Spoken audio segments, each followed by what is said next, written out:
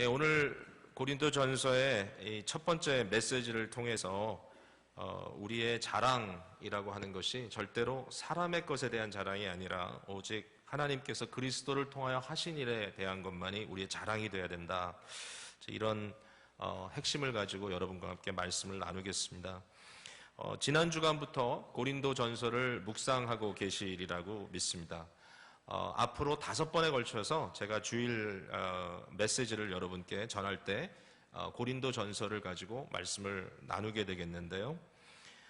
고린도전서의 메시지가 5번밖에 드릴 수 없기 때문에 이 내용을 아주 자세하게 이렇게 다 풀 수는 없지만, 그러나 과거에 제가 고린도전서를 한번 또 설교한 경험도 있기 때문에 좀 복합적인 것도 있어서 크게 걱정하지 않고요. 그 대신에 고린도전서에 담겨져 있는 5가지의 메인 주제를 중심으로 해서 여러분과 함께 말씀을 좀 나눠보려고 합니다. 고린도 교회와 바울 사도의 관계에 대해서 한번 생각을 해보면 좋겠어요. 이 서신을 이해하기 위해서 굉장히 우리에게 좋은 리소스가 되는 것이 이제 사도행전인데요. 사도행전 18장 1절 이후에 보면 이제 바울 사도가 제2차 전도 여행을 가는 길에 그 아데네를 통해서 일단 이 헬라의 아주 그 지성적인 그 당시에 좀 잘났다는 사람들을 이렇게 대면한 이후에 바울 사도가 곧바로 이제 고린도라고 하는 곳을 가게 됩니다. 고린도에서 있었던 일들, 예를 들자면 아굴라와 브리스길라를 만나서 장막 깁는 일을 하면서 이렇게 안식일마다 유대인들에게 복음을 전했던 사건이라든지, 또 그 이후에 또 디모데라든지 다른 제자들이 와서 사역에 이제 보조를 해줄 수 있을 때 그가 하나님의 말씀을 담대히 전하는 일에 전력했던 그런 일들. 유대인들이 바울 사도를 시기했어요. 질투하고 많은 이 회당 안에 있던 유대인들이 바울 사도의 메시지를 따라가는 것을 보고 아주 적극적으로 반대하는 유대인들이 나와서 많은 핍박을 하게 됐는데, 한 가지 이제 특기할 만한 상황은 이렇게 유대인들이 바울을 거부하는 가운데 이방인들에게 복음이 굉장히 활발히 전달되게 되었다는 것입니다. 하나님께서 이제 바울을 격려하시는데, 우리 예수 그리스도 우리 주님께서 직접 환상 중에 바울에게 나타나셔서 이런 말씀을 하셔요. 두려워하지 말며 침묵하지 말고 말하라. 내가 너와 함께 있음에 어떤 사람도 너를 대적하여 해롭게 할 자가 없을 것이니 이는 이 성중에 내 백성이 많음이라. 사역하면서 이렇게 격려되는 말씀이 있을까요? 예수님께서 바울에게 말씀하시기를 아무리 어려움이 있다 할지라도 절대로 말하는 걸 멈추지 마라. 복음을 전해라. 그리고 누구도 너를 막지 못할 것이다.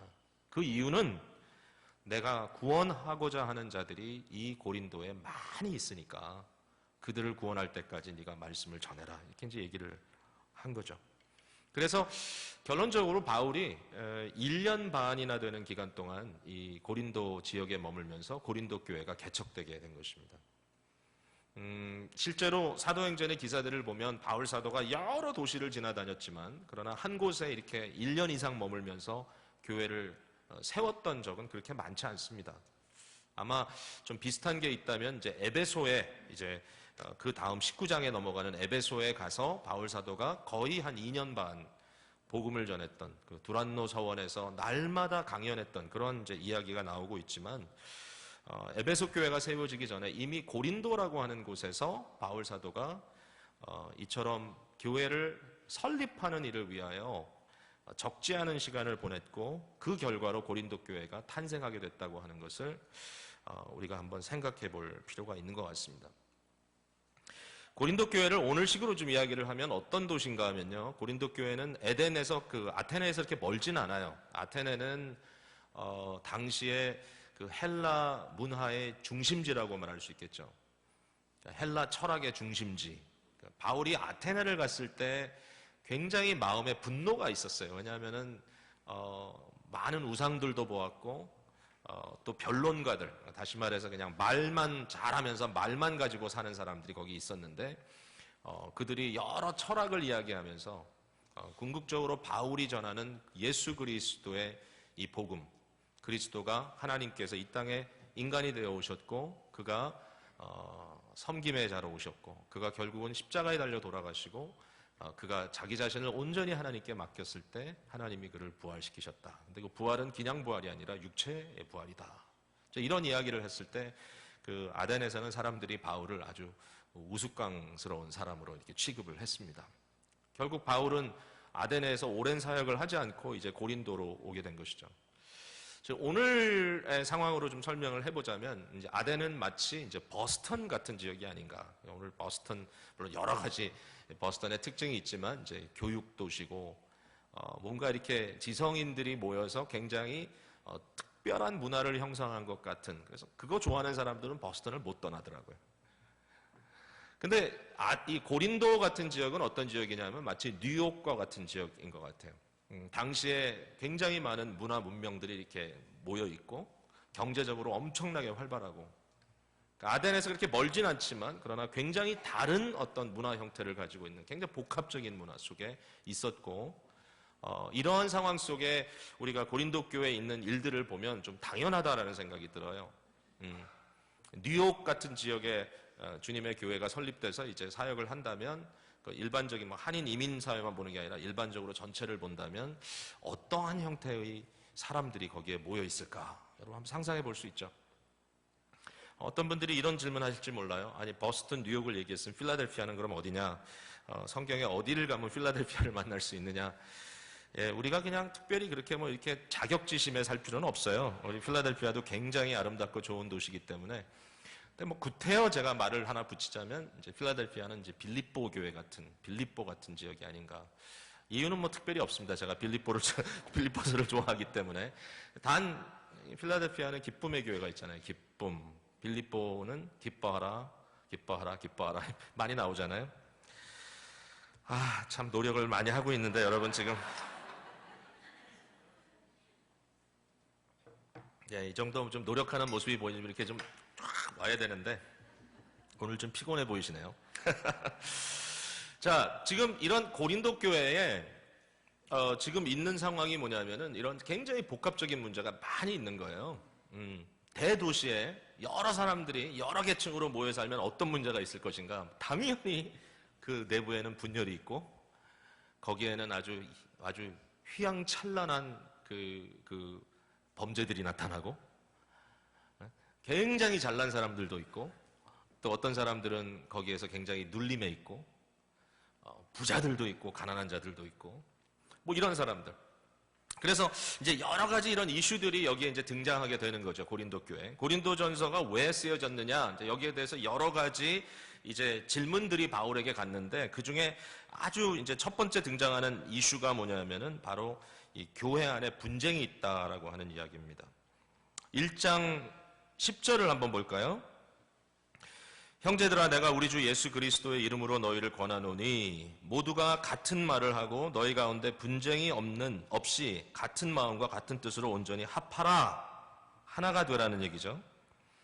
내 형제들아 글로에의 집 편으로 너희에게 대한 말이 내게 들리니 글로에라고 하는 사람은 교회 지도자 중에 하나였는데 이분이 바울에게 말을 전한 거예요. 편지를 썼겠죠. 곧 너희 가운데 분쟁이 있다는 것이라 내가 이것을 말하거니와 너희가 각각 이르되 나는 바울에게 나는 아볼로에게 나는 게바에게 나는 그리스도에게 속한 자라 한다는 것이니. 그러니까 이제 클로에라고 하는 아마 여자분일 텐데 이분이 바울에게 너무 답답한 마음으로 이제 편지를 보낸 거예요. 아마 이 고린도 교회가 너무 어려운 가운데 그러나 정말 아름다운 복음 공동체로 세워졌는데 시간이 지나면서 지금 우리가 처한 상황을 보니까 지금 마치 큰 폭풍이 닥칠 것만 같다. 이렇게 가다가는 교회가 아주 산산조각이 나겠다. 이제 이런 불안감이 막 이제 닥치게 되면서 지금 현재는 이제 에베소에 가 있는 바울에게 지금 이 편지를 보내는 겁니다. 어떻게 좀 그래도 한 말씀 걷어 주셔야 되지 않겠습니까? 바울 사도가 이 얘기를 들으면서 마음이 황당한 거죠. 왜 그런가 하면 이제 바울이 좀 황당하게 느꼈던 이제 이유 중에 굉장히 자신에게 좀 어려웠던 것은 뭐냐면 아마도 글로에도 그랬을 텐데 어떤 사람들은 자기에게 속했다, 바울에게 속했다라고 이야기했다는 것이 바울은 굉장히 힘들었던 것 같아요. 이게 남의 얘기가 아니라 어떤 사람들은 내 편을 들고 있다. 아니 지금 그리스도가 나뉘었느냐? 바울이 얘기하죠. 아주 펀치라인이 하나 있죠. 내가 너희를 위하여 십자가에 못 박혔느냐? 도대체 왜 너희들 중에 어떤 사람은 내 편이라고 얘기하고 어떤 사람은 아볼로 편이라고 얘기하고 왜 어떤 사람은 베드로, 게바 편이라고 얘기하느냐? 아마도 이 분쟁에 대해서 제가 좀 약간 여기에 이제 해석을 더한다면 이건 추측이에요. 추측인데 아마도 바울파는 누구냐면 바울이 처음에 1년 반 동안 개척할 때 같이 있었던 사람들이 아닐까. 그죠? 바울을 처음부터 함께 같이 동행하면서 그의 사역을 도왔던 사람들. 아, 그때가 너무 좋았는데 바울 선생님이 떠나고 나니까 혼란밖에 없어. 이제 이렇게 이야기하는 그러니까 처음 개척자들이 아마 바울파가 아니었을까. 그러면 아볼로파는 누구냐? 아볼로는 이제 바울 다음에 사도행전 18장에 보면 이제 뒷부분에 아볼로라는 사람이 이제 등장을 하는데 그는 헬라 문화에 익숙한 사람이에요. 그는 헬라 철학에 익숙한 사람이고 헬라의 모든 이 학문적인 지식에 능통한 사람이에요. 그럼 어떤 일을 했냐면요. 이분이 굉장히 이 말을 잘하고 굉장히 하여튼 언변이 좋고 머리가 아주 질서정연하고 굉장히 똑똑한 분이기 때문에 당시에 모든 사람들과 디베이트를 했어요. 디베이트. 아폴로는 디베이터예요. 디베이터. 그러니까 어느 누구와 디베이트를 해도 지지 않는 사람. 하여튼 이 논리적으로 말을 하면서 사람들을 압도하는 그러한 기술에 뛰어난 이 말의 테크니션, 지식의 테크니션이에요. 아폴로는. 심지어는 그가 처음에 예수 그리스도의 세례에 대해서도 알지도 못하면서도 예수가 그리스도임을 증명하고 다녔어요. 유대인들과 디베이트하면서. 그러니까 아마도 고린도 교회 교인들 중에 교육적인 스펙이 좀 좋은 사람들, 헬라 문화에 익숙한 사람들, 그리고 이처럼 레토리컬리 아주 멋있게 수사적으로 말하는 것을 즐기는 사람들이 그러니까 귀에 듣는 이런 아주 똑소리 나는 그러한 것이 너무 마음에 확 닿았던 사람들이 아마도 아볼로파였을 것이다. 그러면 누가 개바파일까요? 개바는 이제 베드로인데 이 개바파는 베드로파는 아마도 유대인들. 제 생각에 유대인을 그 베드로를 유대인의 사도라고 이렇게 불렀기 때문에 아마도 이 개바파는 유대인들이 주로 모이지 않았을까. 그 다음에 너무 이제 기가 막힌 것은 이 세 파가 있고 그 다음에 또 한 파가 있는데 그 파의 이름은 그리스도파예요. 그리스도파는 누가 갔을까? 제가 이렇게 생각을 해보니까 소시올러지컬한 하나의 분석인데 반골 기질 있는 사람들이 이제 그리스도파에 갔을 것 같아요. 나는 어느 누구하고도 어느 누구 밑에도 안 들어간다. 이제 이런 사람들이죠. 저도 조금 그런 기질이 있는데 그래서 이제 어떤 딱 셋업되어 있는 데는 들어가기 싫어하고 뭔가 이렇게 내가 하고 싶은 걸 해야 되는 그래서 교회도 개척을 해야 되는 이런 개척을 하는 게 다 잘한 건 아니에요. 사실은 일반 이미 셋업되어 있는 사역에 들어가서 사역을 못해서 개척하는 사람도 있어요. 저처럼. 그래서 어쨌든 이런 그리스도파라고 하는 사람들은 자기의 독창적인 것들에 대해서 굉장히 강조하고 싶어하는 아마 이런 사람들이 아니었을까. 그래서 이러한 사람들이 각자 자기의 어떤 성향이나 배경이나 특성에 따라서 나는 이 파요, 나는 저 파요, 뭐 이러면서 지금 갈등하고 있는 거예요, 서로. 근데 여기에 대해서 바울 사도가 어떻게 진단하고 있느냐. 자, 제가 벌써 메시지 오늘 핵심으로 벌써 들어갑니다. 사실은 이제 고린도전서의 뭐 스트럭처도 좀 얘기해야 되고 하는데 다 그냥 내려놓을게요. 오늘은 첫 번째 이슈를 갖고 다루는 거예요. 그게 뭐냐면 교회 안에 분쟁이 있다라는 것. 교회가 어떻게 나뉘어지느냐, 나뉘어질 수 있느냐. 여기에 대해서 바울 사도가 이제 진단하는 거예요. 자, 너희가 나는 바울파요, 나는 아볼로파요, 나는 게바파요, 나는 그리스도파요라고 다 각자 자기네들이 주장하고 싶은 것을 주장하고 있는데 내가 너희에게 딱 한 가지를 진단하겠다. 너희가 이렇게 하는 이유가 뭐냐? 너희가 자랑하고 있기 때문이다라는 겁니다. 그들 스스로 자기 것을 자랑하고 싶은 거예요. 자기에게 가지고 있는 것, 자기가 있는 것을 자랑하고픈 이 자랑이라는 말은 남보다 내가 낫다라고 하는 어떤 우월감 속에서 나타나는 것이고요. 사실 사람들이 굉장히 재밌는 존재 아니에요? 우리 자신들을 포함해서. 남들에 비해서 자랑할 것이 별로 없어도 꼭 자랑할 것을 한두 가지는 꼭 만드는 게 우리의 기질이에요. 제가 이렇게 상담들을 하다 보면 이게 상담이라는 게 굉장히 제 자신을 돌아볼 수 있는 기회도 돼요. 왜냐하면 제가 객관적으로 다른 사람들을 들여다보는 기회이기 때문에. 그분들이 어떤 문제에 대해서 서로 막 왜 서로 갈등이 있느냐, 왜 부부가 싸움을 하느냐 뭐 이러면서 이제 이야기를 쭉 하다 보면은 정말 놀라운 것은 자기가 잘못한 걸 다 인정해요. 상대가 뭐라 그러면. 그거 인정 안 하지 않아요. 인정해요. 그런데 꼭 거기에 따라오는 말이 있어요. 그러나 내가 이거는 잘하지 않았느냐라는 말 가지고 서로 싸우는 거예요. 왜 서로 인정해주지 않느냐. 뭐 인정해주면 되겠죠.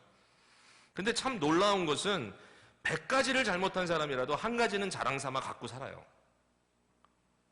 이게 인간의 모습인 것 같아요. 뭐 어떻게 보면 좀 비참하기도 하죠. 근데 그 중에 또 특별히 스스로 잘났다고 생각하는 사람들도 있어요. 객관적으로 봐도 세상적인 눈으로 보면 저 사람 정도면 그래도 좀 내려올만하다 이런 사람도 있거든요, 사실. 그러니까 이제 이런 것들이 다 포함이 돼가지고 교회 안에 온갖 자랑체, 잘난 체하고 자랑하고 교만을 떠는 그런 일들이 계속 반복되고 있는 거예요. 이 고린도 교회의 첫 번째 문제입니다. 이러한 문제에 대해서 바울 사도가 주는 레메디, 여기에 주는 바울 사도의 답은 그렇게 복잡하지가 않습니다. 근데 사실은 이 답을 이해하면 제 생각에는 고린도전서 전체를 풀 수 있을 것 같아요. 오늘 저와 여러분이 함께 읽은 이 내용은 앞에 말하는 이 교회 안에 분열이 있다는 것과 전혀 무관한 내용이 아니고요. 그것을 진단하고 거기에 대한 답을 주고 있는 내용이고요. 사실은 이것이 고린도전서 전체를 흐르는 이 중요한 키예요. 이게 키. 그게 뭐냐 하면 바로 십자가에 못 박히신 그리스도예요. 뭐 이거 여러분 너무 많이 들어본 거라서 또 그 얘기겠구나. 예, 십자가의 도예요. 맞아요. 바울 사도가 바울파요, 아볼로파요, 게바파요, 그리스도파요 하면서 자기 자신들이 가지고 있는 어떤 특정한 상황 또는 성격, 자기의 성향, 취향, 자기의 능력들을 자랑하고 있고 그것이 더 옳다라고 하고 있는 이 상황에 바울 사도가 던지는 것은 십자가에 못 박히신 그리스도밖에 없다는 거예요. 여러분, 이 십자가에 못 박히신 그리스도가 뭡니까? 십자가의 도가 뭡니까? 이건 다른 거 아니거든요. 우리가 너무나 잘 알고 익숙한 내용이에요. 하나님이 인간이 되어 이 땅에 오셨다라는 것이에요. 하나님이 인간이 돼서 이 땅에 오셨습니다. 근데 인간이 돼서 이 땅에 올 뿐만 아니라 그분은 종으로 오셨습니다. 이사야 선지자가 이야기하지만 이 땅에 오신 하나님 되신 그분 예수 그리스도의 모습은 세상의 눈으로 흠모할 만하지 않았습니다. 여러분처럼 잘생기지 않았습니다. 예수님은 여러분처럼 세상에서 그래도 내놓을 것이 있지 않았습니다. 우리들처럼 좋은 차를 타고 다니지도 않으셨습니다. 예수님은 정말 많은 학교를 다니면서 배우지도 못하셨습니다. 우린 예수님의 위대하심, 그의 아름다우심, 그의 놀라우심 그걸 찬양하고 있지만 그러나 그렇게 찬양받으실 예수님의 조건들이 세상의 눈으로 보았을 때 똑같이 느끼는 것은 아니었다라는 것이죠.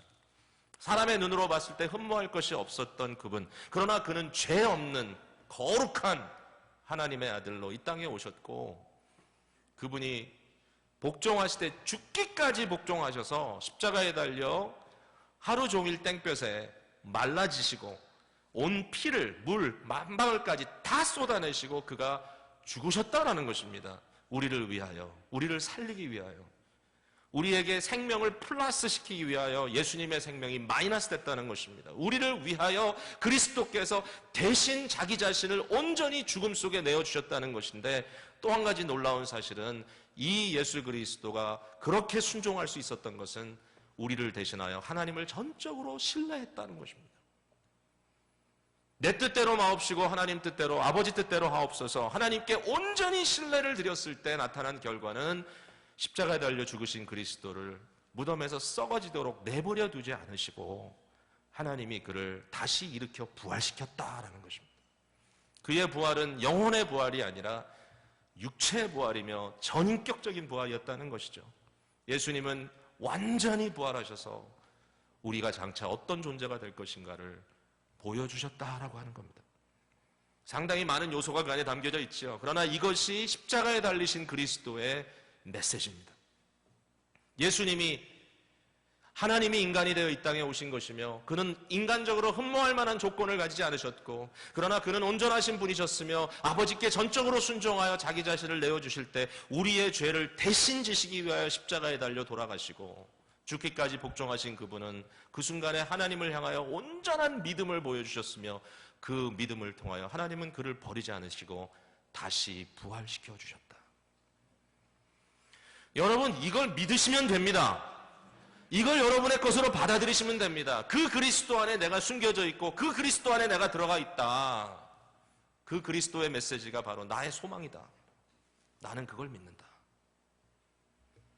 바울 사도가 증거하려고 하는 것은 복잡한 내용은 아닌 것 같아요. 물론 여러 가지 이슈들이 있어요. 조금 나중에 풀어보겠지만, 그러나 중요한 핵심은 이거예요. 교회 공동체는 뭐냐? 교회 공동체라고 하는 것은 바로 십자가에 달리신, 이 십자가에 죽으신 예수 그리스도가 그 교회 안에 담기는 것이다.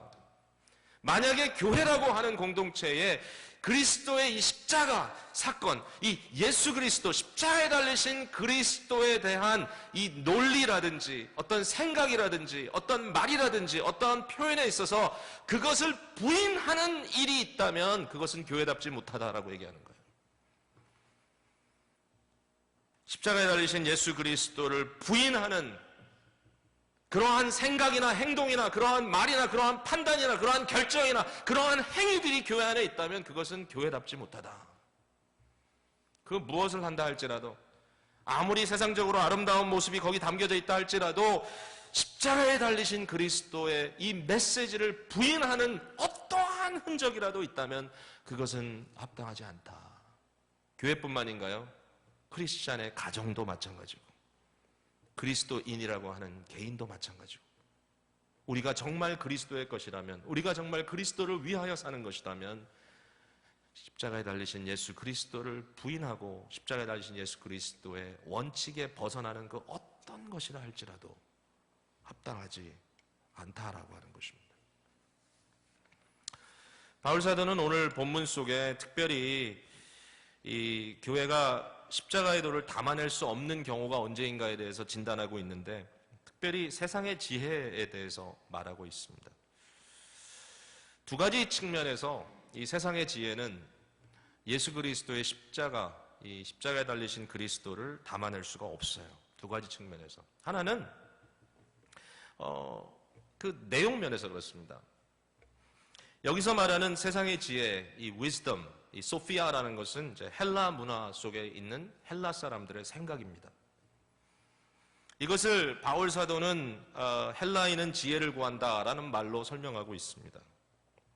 헬라적 지혜, 이 헬라적 지혜에 복음을 담아낼 수가 없다는 거죠.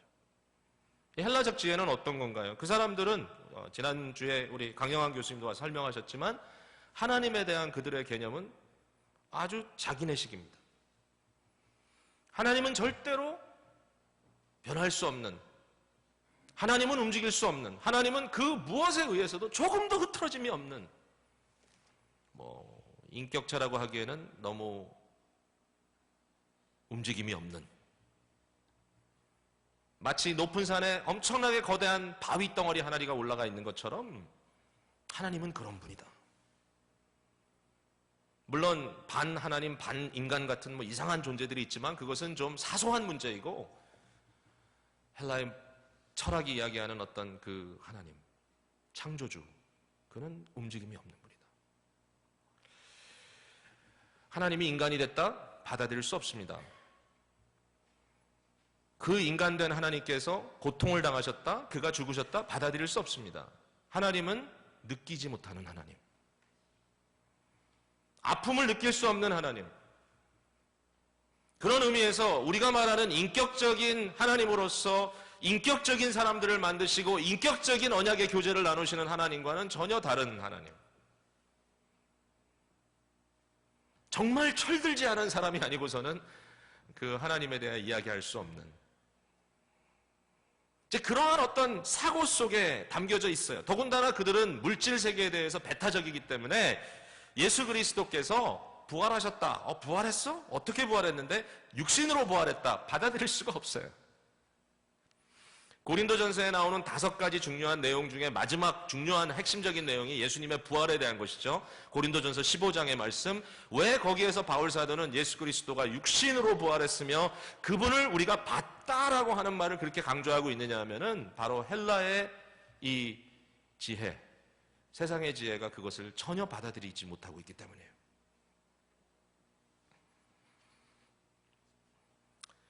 그러므로 그 당시에 세상적인 지혜를 가지고 복음을 이야기할 수가 없는 거죠. 바울 사도는 이 부분에 대해서 굉장히 단호했어요. 사실 기독교 역사에 보면 또 그러한 흔적이 지금도 남아 있습니다만은 많은 사람들이 세상의 어떠한 이 철학, 세상의 어떤 그런 툴을 가지고 복음을 재해석해 보려고 노력한 경우들이 많이 있습니다. 어떤 면에서는 문화권 안에 있는 사람들에게 복음이 이해되기 위하여 설명해주는 하나의 방편이 될 수는 있었겠지만, 그러나 바울 사도가 말하는 것은 이거예요. 어떻게 하더라도 바울 사도 스스로도 고린도 교회도 말하는 것처럼 내가 복음을 전하기 위해서는 이방인에게 이방인처럼 되고 유대인에겐 유대인처럼 되고 지혜자에겐 지혜자처럼 되고 뭐 가난한 자에겐 가난한 자처럼 되고 내가 그들에게 맞춰줘야 된다는 이야기를 하고 있지만, 그러나 절대로 맞출 수 없는 한 가지가 있다면 그것이 무엇이냐? 예수 그리스도의 십자가. 십자가의 도. 십자가에 못 박히신 그리스도를 타협하는 그 문제에 대해서는 그 무엇도 받아들일 수가 없다라고 하는 것이 바울 사도의 강력한 주장입니다. 그래서 초대교회에도 교부들 사이에 여러 가지 이런 갈등들이 좀 있었는데, 그때 이제 털툴리안 같은 교부는 아테니, 예루살렘과 무슨 상관이 있느냐 이렇게까지 이야기를 할 정도로 이 부분에 대해서, 예수 그리스도의 복음에 대해서 타협할 수 없는 이 부분, 그것을 말했다라는 것입니다. 오늘 바울 사도가 고린도 교회를 향하여 이 부분에 대해서 강력하게 주장하고 있는 거죠. 자, 또 하나, 이 얘기만 하고는 말씀을 맺을게요. 또 하나는 뭐냐면은 방법론이에요. 방법론. 단순히 내용이 아니라 방법이에요. 방법. 자, 그런데 이게 이제 우리를 좀 궁금하게 하는 거예요. 그 당시에 헬라의 어떤 교육 시스템 안에서 그들이 가졌던 이 커뮤니케이션의 방법은 무엇인가 이거죠. 커뮤니케이션의 방법은 요새 많은 사람들이 이야기하는 이 클래시컬 에듀케이션, 고전적 교육 방법과 아주 맥이 통하는 거예요. 고전적이라 그러면 그 당시 어떤 헬라 문화를 이야기하는 거기 때문에 여기에 대해서 일반적으로 이 세 가지의 길을 얘기합니다. 소위 말하는 트리비움이라는 이야기를 하는데, 이 세 가지의 내용은 뭐냐면 굉장히 우리에게 익숙한 겁니다. 사실은 생소한 게 아니에요. 말을 들으면 좀 이상하게 느낄지 몰라도 따져보면 우리가 다 알고 있는 내용이에요. 기본적인 교육이에요. 그 세 가지가 뭐냐? 첫 번째는 문법이에요. 문법. 그래머예요. 그래마티카라고 불렀어요. 다시 말해서 어떻게 글을 쓰고 어떻게 글을 읽느냐에 대한 거예요. 그걸 교육하는 거예요. 그 다음에 두 번째는 레토릭이에요. 레토리카. 이 말은 뭐냐면 어떻게 말하는가. 그 다음에 세 번째는 디알렉티카라는 말이에요. 다이렉틱스라고 영어로는 얘기하죠. 뭐예요? 논리적으로 말하는 거예요. 논리적으로. 이것은 복잡한 게 아니에요. 그죠? 기본이에요. 기본. 우리의 커뮤니케이션에도 이것이 기본이에요. 어떻게 읽고 쓰느냐, 어떻게 말하느냐, 어떻게 논리적으로 설명하느냐. 여러분, 그게 없이 어떻게 대화가 됩니까? 대화가 될 수가 없잖아요. 바울 사도가 논리적으로 얘기 안 했다고요? 아니요. 논리적으로 얘기했어요. 고린도 전서만 봐도 굉장히 논리적이에요. 바울 사도가 글을 잘 못 썼어요? 아니요. 잘 썼어요. 오늘도 우리가 보면서 놀라는 내용이 너무 많아요. 바울 사도가 수사적이지 않았다고요? 아니요. 바울 사도도 굉장히 수사적인 표현을 쓸 때가 많아요. 그럼에도 불구하고 이 모든 것이 다 필요하고 이것이 끊임없이 우리의 커뮤니케이션의 수단으로 쓰여져야 함에도 불구하고, 다시 말해서 그리스도인이 우리의 두뇌를 띄워놓고 마치 우리는 아무것도 몰라요, 알고 싶지도 않아요, 이런 것이 아니라 우리도 생각하고 우리도 말하고 우리도 읽고 고민하고 사고하고 해야 하지만, 그럼에도 불구하고 바울 사도가 고린도 교회에게 전하는 내용은 뭔지 아세요?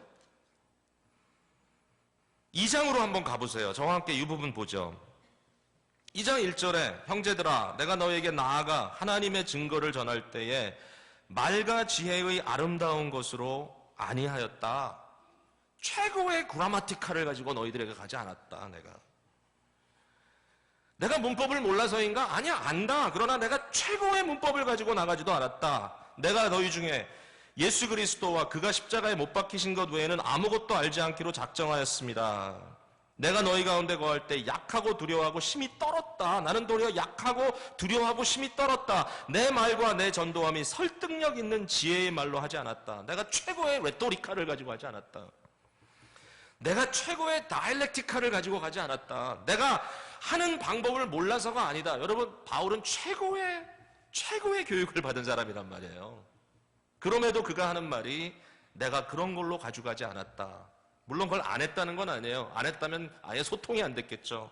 바울은 분명히 그들이 이해할 수 있는 언어를 얘기했고, 바울은 분명히 그들이 이해할 수 있는 논리를 전했고, 그들이 가장 잘 느낄 수 있도록, 이해할 수 있도록 수사적인 표현을 분명히 썼지만, 그러나 바울 사도가 하는 말은 내가 내 자신이 가지고 있는 지식이나 내가 가지고 있는 수사력이나 내가 가지고 있는 논리력을 가지고 너희들의 마음을 내게 집중시키려고 하지 않았다, 이 얘기를 하는 거예요. 도리어 나는 두렵고 떨림으로 했다. 왜? 이 말씀을 통하여 성령의 능력이 나타나야만 하기 때문에, 그래야 변화가 일어나기 때문에, 그래야 복음이 복음되기 때문에, 그래야 하나님의 말씀이 우리에게 하나님의 능력으로 나타나기 때문에. 여러분, 제가 신학교 공부할 때 우리 존 프레임이라는 선생님에게 가장 많은 걸 배웠다고 생각해요. 이번에도 우리 강 교수님하고 존 프레임 얘기를 많이 했어요. 그분에 대해서 관심이 많으셔서 책도 많이 같이 구하고 이러면서 이야기도 나눴는데, 참 이 프레임 선생님이 우리에게 항상 해준 말이 있어요. 설교를 하든 뭐를 하든 뭐 말을 하든 대화를 하든 다음 같은 내용을 반드시 생각해라. 그러면서 첫 번째 한 말이 clarity, 클리어하게 얘기해라. 클리어하게, 명쾌하고 명석하게 커뮤니케이트해라. 그리고 두 번째는 cogency라는 말을 썼어요. 이 말은 논리적으로 설득력 있게 얘기하라. 자, 이 두 가지 말 속에 이미 얘기한 세 가지가 다 들어가 있는 거죠. 근데 그분이 꼭 세 번째 얘기를 했어요. 그게 뭐냐면 profundity. 그건 뭐냐면 의미 있는 얘기를 해라. 깊이 있는 얘기를 해라. 제가 이 말을 굉장히 중요시 생각해요. 왜냐하면 이런 거예요. 여러분, 우리가 우리의 능력을 자랑하기 위해서 이야기를 할 때는 우리가 클리어하게 얘기할 수도 있고 코전하게 얘기할 수도 있어요. 명쾌하게, 명석하게, 논리적으로 설득력 있게 이야기할 수 있지만, 그러나 거기에 나타나야 될 궁극적인 의미, 거기에 나타나야 될 중국적인 목적이 예수 그리스도에게 포커스되어 있지 않다면 그 모든 것은 아무 의미가 없어요. 바울 사도의 개념으로 봤을 때. 우리가 논리적으로 사고하고 생각하고 말하는 것을 습득하는 것은 너무 귀한 일이에요. 그러나 중요한 것은 뭐냐면 그게 핵심이 아니에요. 핵심은 그리스도의 십자가예요. 예수 그리스도의 십자가 사건이 우리에게 다가와서 이것이 우리의 가장 중요한 것이 되기 전에는 사실은 다른 모든 것들은 별 의미가 없어요. 저는 세상에서 자기의 어떤 그 학문이나 어떤 능력을 자랑하는 사람들을 참 많이 만나요. 그런데 너무너무 귀한 것은 뭐냐면 그런 분들 중에 얼마든지 일반 세상과 소통할 수 있는 능력이 있는 사람들 중에 세상 사람들은 그들에게 손가락질 하더라도 기독교 유실론 사상을 끊임없이 자기의 온갖 방법을 통해서 전달하려고 하는 사람들이 있어요. 그래서 저는 우리 강 교수님도 귀하게 생각하는 거예요. 그분들의 마음의 중심에는 무엇이 가장 중심인가?